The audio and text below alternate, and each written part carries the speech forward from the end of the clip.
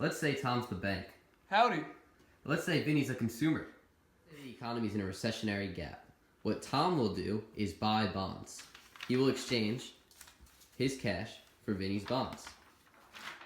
So now that I've acquired Vinny's bonds, which is essentially a government IOU, there's now more cash in circulation in the economy, and I, the Federal Reserve Bank, now possess this. See, with the increased money supply, this will lower interest rates, which increases investment in stimulating the economy. For example, let's take a walk. So now what will transpire here is that Vinny, who now has, as a business owner, now faces lower interest rates, and he will invest in new capital goods and goods that will enhance the way that his business runs and produces its goods, such as these new utensils, this bucket of spoons, and assorted cooking products, and he will be able to produce more food at a better price, which leads to economic growth. Look at you, Vin. Hello. So now I would like to explain a concept known as crowding out, which occurs when the government needs to finance deficit spending, so their demand for loanable funds go up. As a result, real interest rates go up, and the private sector is crowded out, as now they face a higher interest rate for the investment that they wish to undertake. Thanks, Tom. No So let's problem. take Tom here, for example. Hi, Tom. Hello. The economy is now in an inflationary gap. What Tom will do is attempt to sell his bonds for Vinny's cash. Let's see what happens. Well done, boys. Tom? So essentially, the transaction that just transpired was Vinny purchased a bond or a government IOU from me. So as a result, the cash that he purchased that with now belongs to me, the Federal Reserve, instead of to any other place that he would spend it or his own savings account. It is now taken out of circulation and now belongs to me. See, with the decrease in money supply, interest rates will increase, which will not promote investment spending. For example, let's take a walk back to Jeremy's Pots and Pans store.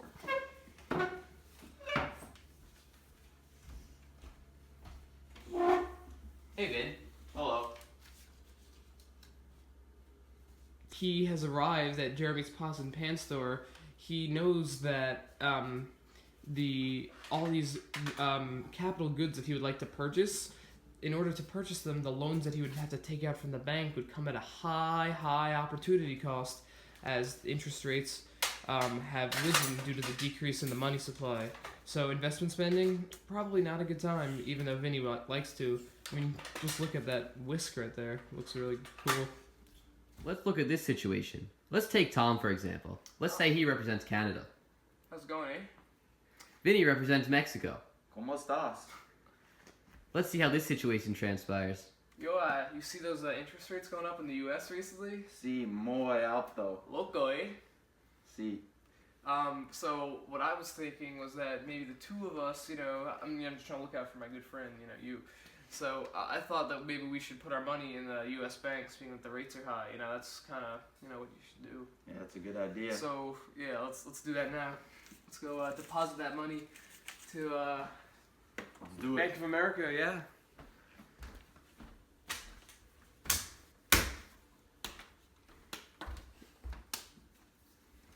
Tom, you represented Canada in that last situation. You want to explain what just happened? So what just transpired there was that we knew that the interest rates in the U.S. were really high. So what we wanted to do was put our money in U.S. banks, so that so that we were getting high interest rates on our money. So the supply of currency in both of our countries increased in order to chase those high interest rates in the U.S.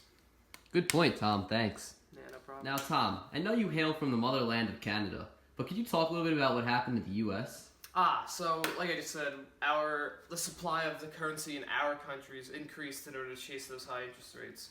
So on the foreign exchange market, the supply went up, therefore the exchange rate went up. So now, as far as the U.S., the demand for the U.S. dollar increased. So as a result of that, the exchange rate in the U.S. depreciated due to the increase in demand for that dollar. And just to recap it once again, the supply of the money, the supply of currency on the foreign exchange market in Canada and Mexico increased, which led to an appreciation. Tom, that's a great point. Thanks so much for your help. Yeah. No problem. Also, Vincenzo, you had something to add, didn't you? I did. See, in my country, the currency appreciated, which And mine. Shut up, Canada. see, in the future, that will result in net exports decreasing. Now, in the US, on the other hand, it's the complete opposite. The currency depreciated, but in the future, the net exports will increase, stimulating the economy. Muchos gracias, Vincenzo. See, Thank you guys so much for watching. Make sure you like, subscribe, tell your friends about it. This is what lets me do these econ Make videos sure you for buy the Ultimate Review Packet online. Make sure you tell your friends. Buy it online. Really helps a lot. Don't send it to your friends. Don't be a weenie. You know it takes me a lot to make this. Pay money for it. It helps me to stay alive doing econ and all that stuff. Yo, Vin, bro. Congrats. Congrats, bro. I like that.